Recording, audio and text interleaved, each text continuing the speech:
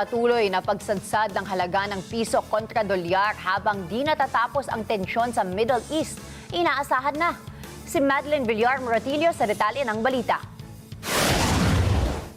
Ito po ay talagang nagiging epekto at Aminado ang Malacanang na mahirap pigilan ang pagsadsad ng halaga ng piso kontra dolyar sa gitna ng nagpapatuloy pang tensyon sa gitnang silangan.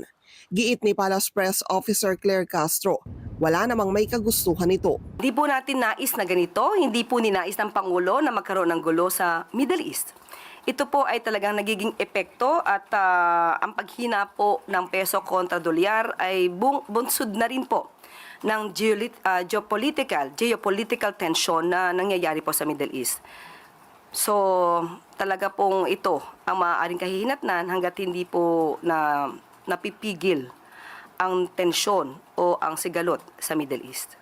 Sabi ni Castro, kumikilos naman ang gobyerno para mabawasan ang epekto ng sigalot sa Middle East. Ang ginagawa ng Pangulo at ng administrasyon na ito upang maibsan po ang impact ng epekto nitong sigalot sa Middle East.